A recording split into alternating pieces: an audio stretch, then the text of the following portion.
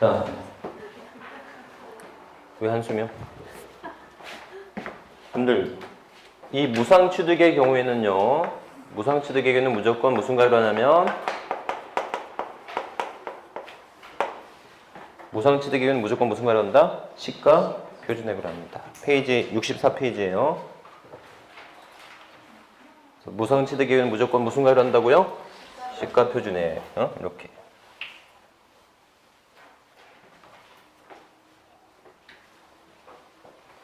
자, 원시취득인데요. 여러분들, 이 원시취득은 크게 뭐가 있어요? 건축 생각하시면 돼요. 여러분들, 이 건축은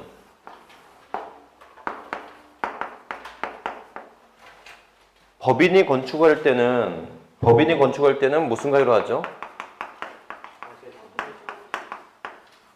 사실상 가액으로 하죠. 그런데 개인이 건축주가 되어 건축을 하면요, 원칙은 무슨 가액이고요? 신고가액이고, 예외적으로 무슨 가액이죠? 시가표준액이거든요. 아셨죠? 그러면 아까도 얘기했지만 시가표준액이라고 하는 게 뭐야? 라고 하는 거예요. 한 페이지 넘겨보실래요? 거기 시가표준액이라는 단어 나오죠. 자, 토지는 시가표준액을 뭘로 하고 있죠? 개별 공시지가. 박스 안 해보세요. 박스. 주택일 때는 개별 주택가액, 공동주택일 때는 공동주택가액을 하죠. 아셨죠? 여러분들 참고적으로 알고 계세요. 뭐냐면 개별 공시지가는 개별 주택가액은 시군구가 공시를 하지만요, 공동주택가액은 국토교통부 장관이 하게 되는 겁니다. 아셨죠? 그래서 여러분들 공법을 하면 그 공시권자가 누구냐가 중요할 텐데, 세법은 그런 거 중요하지 않지만, 이거 공시지가는 개별 공시지가나 개별 주택가액은 시장군수구청장이 공시하는 거고요. 아파트 가격, 공동주택가액은 누가 한다? 국토교통부 장관이 한다는 거예요. 아셨죠? 그러면 여러분들 주택하고 토지는 이렇게 공시된 가격으로 하면 좋은데, 알겠는데, 우리 건물의 1층은 얼마고요? 우리 건물의 2층은 얼마고? 우리 건물 6층은 얼마죠? 옆에 건물 3층은 또 얼마죠? 표준 가격을 어떻게 정하지? 그래서 거기 내용 보실래요? 거기 시가표준을 산정할 때는 여러분들 신축 가격을 정해 놓습니다. 그래서 철근 콘크리트 구조로 집을 짓는다면 들어가는 공사 비용을 표준치를 설정할 수 있겠죠. 이해하셨죠? 그래서 매년 공사 비용을 설정을 해요. 1제곱미터당 들어가는 공사 비용을. 그런데 그게 구조 지수가 있는데, 그래서 여러분들 이게 만약에 철골로 집을 짓는 거야. 철골 구조로 집을 짓는다면 이게 70만 원 그러면 여기 1.2가 적용되는 거예요. 그러니까 공사 비용이 또는 건물의 가치가 그만큼 더 높게 평가가 되겠죠. 이해하셨죠? 이게 만일 목조예요. 목조가 뭐겠어요? 나무로 집을 짓는 그런 목조라고 한다면 집 값어치는 0.6밖에 안 된다는 거예요. 이해하셨죠? 그러니까는 70만 원에 따라 70만 원 기준으로 해서 구조가 철골 구조면 얼마? 1.2를 곱하고, 그 구조가 목조라면 0.6을 곱하고. 이해하셨죠?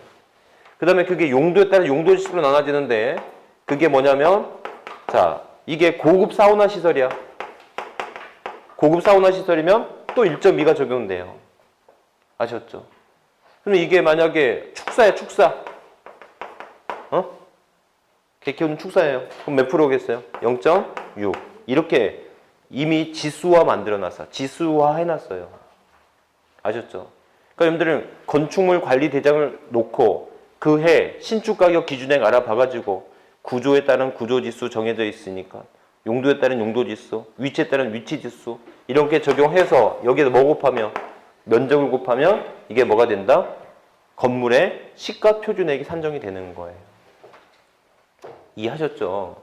자, 여기까지 이해하는 게, 근데 뭐가 문제야? 라고 하는데, 이거는 중요한 게 아니고, 그럼 뭐가 문제냐 하면요, 실무적으로 현실적으로는 이 시가 표준액이 높게 잡혀요. 어떻게 잡힌다고요? 높게 잡혀.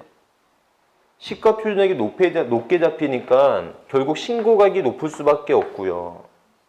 근데 현실적으로 공사 비용은 시가 표준액보다 낮게 잡히는 게 이게 문제인 거야.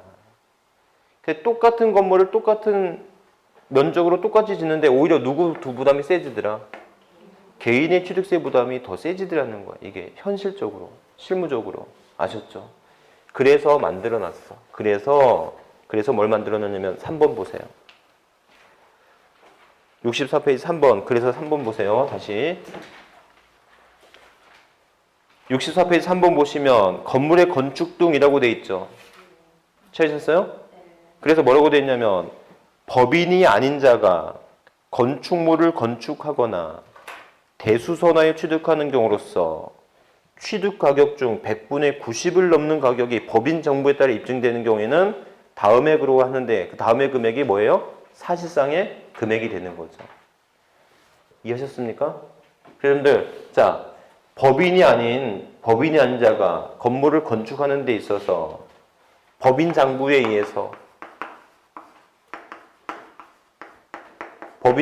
의해 몇 프로 입증된다면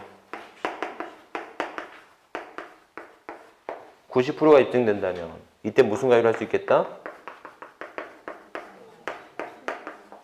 무슨 말인가 하면 개인이 법인 건설업자에게 도급을 주어서 법인 건설업자한테 공사를 하게 한다면 그 법인의 건설 장부에 의해서 몇 프로 입증이 되면 90% 이상을 입증하면 이때는 무슨 가액을 할 수 있겠다? 사실상 가액을 할 수 있겠다라는 거예요. 이해하셨죠? 이해 안 됐어요? 이해 안 됐다고? 내가 내 이름으로 건물을 짓는데 건축주가 개인이야. 개인이 건축주인데 개인이 공사를 하는 게 아니고 누구한테 하청, 도급을 줘야 될 거 아니에요. 근데 도급을 받은 건설업자가 누구예요? 법인이잖아. 그 법인 장부에 의해서 몇 프로 이상 입증되네요. 법인 장부에서 입증이 되면 그 금액을 뭘로 보겠다? 사실상 가액으로 보겠다는 거예요. 그러니까는 이 금액보다 더 이 금액이 낮아지겠지. 이해하셨죠? 이렇게. 그래서 기억하면 되겠다. 이해하셨죠? 이렇게. 그러면 다시 한번. 그러면 결국 사실상 가액이 과세 표준이 되는 금액의 종류가 뭐가 있죠? 사실상 가액을 과세 표준하는 경우가 뭐가 있지? 국수, 공판장, 또 부동산 거래 신고에 검증을 받은 경우, 또 법인 장부에서 90% 이상이 입증되는 경우. 또 하나 있어. 또 숨겨진 사실상 가액으로 하는 경우 또 하나가 있어. 뭐가 있지? 연부 취득이 있어요. 연부 취득도 사실상의 연부 금액으로 하는 겁니다. 아셨죠? 이렇게. 그래서 그렇게 기억하시면 되겠다. 오케이? 네, 이 정도. 여러분들 거기 간주 취득은 무슨 가액을 한다고요? 간주 취득은 증가가액을 한다는 거잖아요. 아셨죠? 그러면 증가가액 중에서 토지의 지목 변경 표시 좀 해주실래요? 토지 지목 변경. 토지 지목 변경은 변경 후 가액에서 변경 전의 가액을 차감해야 되겠죠? 다만 판결문 법인 장부 등에 의해서 소요된 비용이 입증된다면 무슨 비용으로 하겠다? 소요된 비용으로 하겠다라는 거. 이렇게 기억하시면 되겠다. 여기까지요. 이 정도만 기억하시면 되겠다. 자, 그러면 페이지 66페이지 들어가셔가지고 67페이지 들어가셔가지고 취득가액의 범위예요. 여러분들, 자, 읽어보세요. 우리가 지금 하고 있는 내용이 뭐냐면 여러분들 보세요. 첫 번째,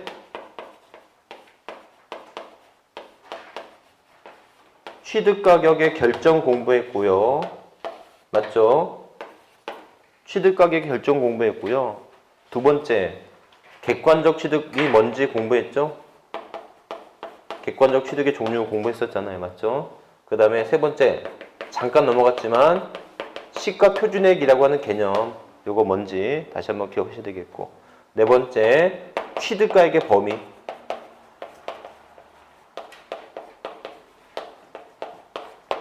취득가액의 범위다라는 거예요. 아셨죠? 그래서 취득가액의 범위라는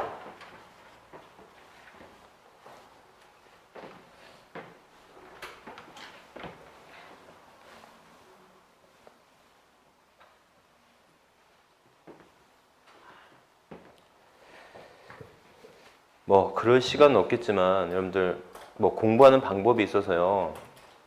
여러분들 공부할 때 책을 많이 읽지 않습니까? 책을 한번 두세 번 읽고 나면 그 다음에는 여러분들이 백지에다가 여러분들이 공부한 내용을 한번 써보는 것도 되게 좋아요. 공부한 내용을. 그러니까 뭐냐면 만약에 말이죠. 취득세 과세 표준을 오늘 배웠어. 취득세 과세 표준을 배웠는데 취득세 과세 표준을 뭘 배웠는지를 백지에다가 여러분들 한번 써보는 거야. 그러면 한 줄도 못 써요. 아셨죠? 한 줄도 못 써. 기억나는 게 있어야 쓰지. 이게. 근데 이제 뭘 봐야 돼요? 책을 보면서. 그러니까 결국은 뭐냐면 목차가 외워지면 그 안에 들어갈 내용이 이제 생각이 나는데 목차를 못 외우면 어떻게 써야 될지를 모르는 거라고. 무슨 말인지 아셨죠? 그래서 결국은 뭐 사법시험이나 뭐 그런 2차 시험, 논술 또는 뭐 서술형 시험이 있는 것은 무조건 목차를 외워서 목차를 먼저 갖다 박아놓고 거기다가 이제 내용을 집어넣으면 그 내용이 이제 서술되어지는 거거든요. 무슨 말인지 아셨죠? 그런데 민법이나 이런 것도 무조건 책만 읽어서 뭐 하려고 하지 말고 물론 그렇게 해도 돼. 근데 이게 목차 한번 외워서 여러분들이 책을 안 보고 한번 써보고 그냥 책하고 한번 비교해보면서 수정하는 것도 좋은데 물론 시간이 좀 많이 걸려요. 시간이 많이 걸리는데 그래도 효과는 아주 엄청나게 높습니다. 아셨죠? 이게 그래서 여러분들이 목차 한번 외워서 목차를 한번 외워두고 거기에다 내용 한번 써보고 이런 건 한번 해보시라고. 그러니까 무조건 앉아가지고 그냥 책만 들이댈지 말고 이런 거. 자, 지금 할 건 뭐냐면 취득가액의 범위예요.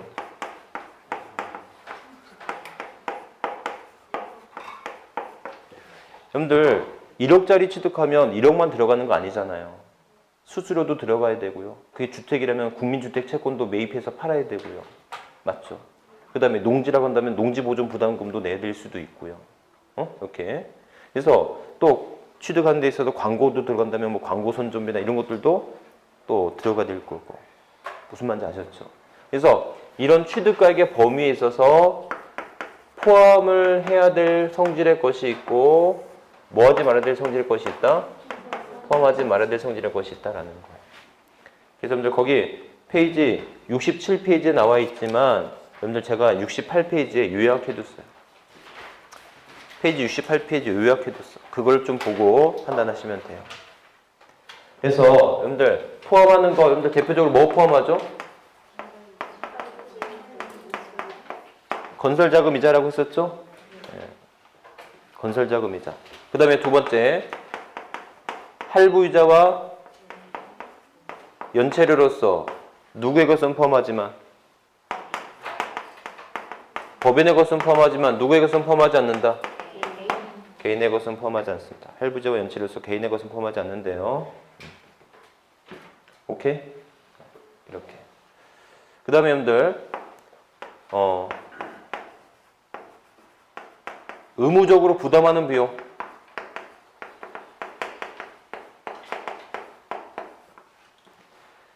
의무적으로 부담하는 비용은 포함하지만 아셨죠? 이용자가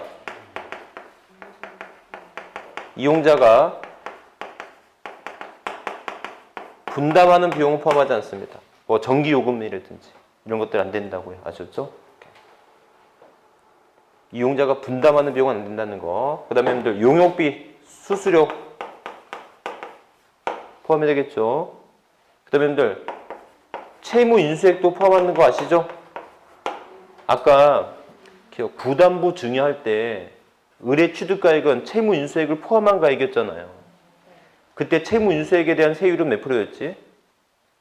채무 인수액에 대한 세율은 4%였지. 왜? 무슨 취득이니까? 유상취득이니까. 그렇죠? 그 다음에 강제 채권의 매각, 손실 포함이 되겠죠? 입에서 여러분들 자 포함하지 않는 거 뭐 안 된다? 광고 선전비, 이주비 안 되고요. 절대적으로 중요한 거 뭐 안 되죠? 부가 가치세 안 돼.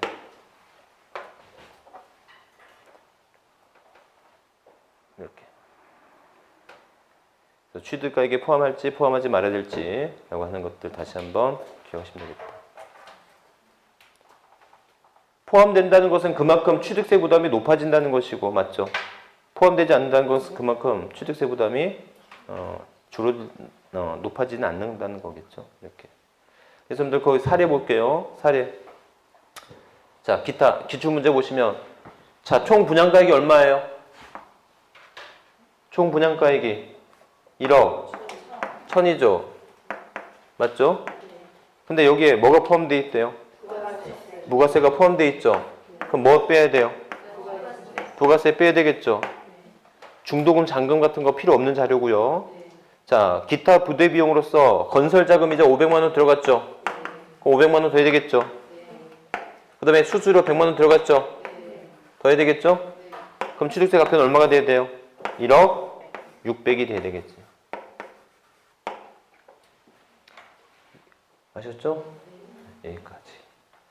그래서 오늘 내용이 여러분들 여기까지예요.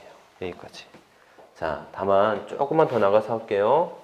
여기까지 우리가 오늘 여러분들 어디까지 배웠어요? 과세, 표준까지 배웠고, 다음 시간에는 뭐 배울 거냐면 세율을 배울 거예요. 아셨죠? 자, 세율을 배우는데, 자, 여러분들 요것만 잠시 어디로 갔다 오냐면, 자, 69페이지 잠깐만 보는데요.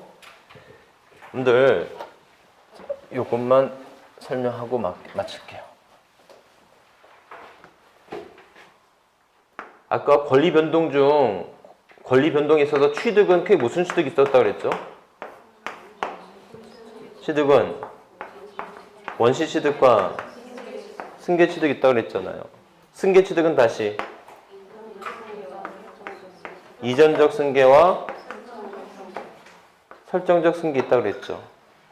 오케이? 그래서 여러분들 개정 전에는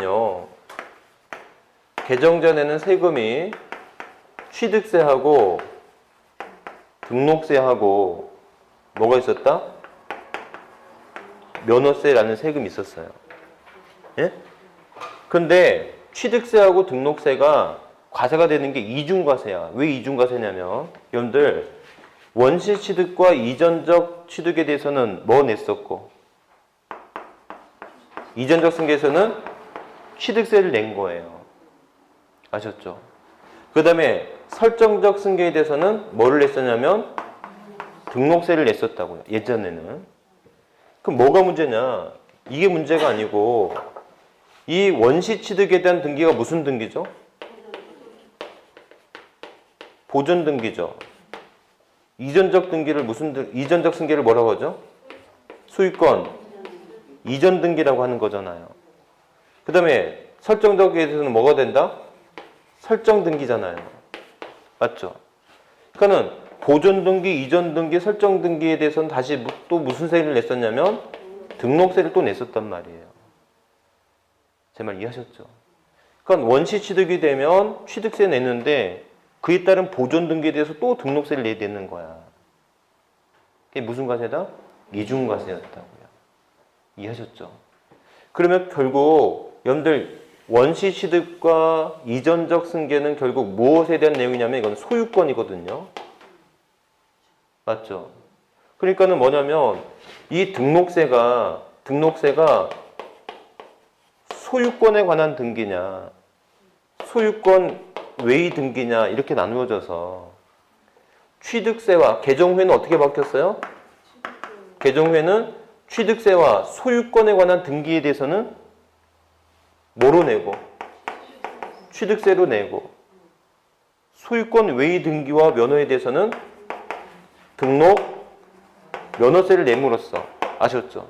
그러니까 이게 어떻게 개정이 된 거야? 이렇게 취득세 내고 등록세 내던 거 소유권에 관한 취득 및 등기에 대해서는 그냥 한꺼번에 무슨 세금으로 내고? 한꺼번에 취득세로만 내고. 제 말 이해하셨죠? 그 다음에 설정적 등기에 대해서는 무슨 세금만 내고? 등록, 면허세만 내도록 이렇게 바뀐 거라고요. 제 말 이해하셨죠? 그러니까는 자, 이게 소유권 등기잖아요. 소유권에 관한 등기잖아요. 그러니까 예전에는 개정 전에는 얘네가 뭐가 있었다? 취득세하고 등록세가 있었는데 이게 합쳐져서 지금 뭐로 바뀐 거예요? 이게 취득세로 바뀐 거라고요. 이해하셨죠? 이게.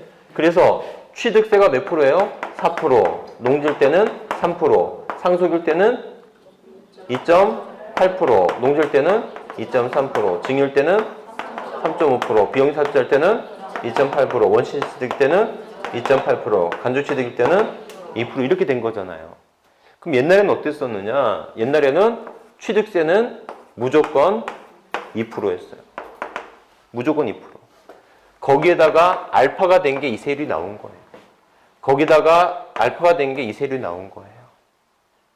무슨 말인지 아셨죠? 그러니까 옛날 세율 외울 필요 없어. 그냥 지금 세율에서 2% 빼면 그게 뭐였어? 등록세였단 말이에요. 제 말 이해하셨죠? 네? 그래서 여러분들 이 2%를 뭐라고 하냐면 이걸 취득세 중과 기준세율이라고 불러요. 앞으로. 제 말 이해하셨죠? 그래서 취득세 중과 기준세율이다라는 거 다시 한번 이 부분부터는 여러분들 나중에 다음 주에 하죠. 다다음 주에. 그래서 뭐 5월달에 또 쉬는 날도 있고 그래서 이렇게 하시면 됩니다. 다음 시간에는 등록면허세까지 다 마칠게요. 등록면허세까지 다 마치고 이렇게 하면 될 것 같아요. 양도세 들어가면 될 것 같아요. 자, 오늘 여기까지 할게요. 그냥. 네, 수고하셨습니다.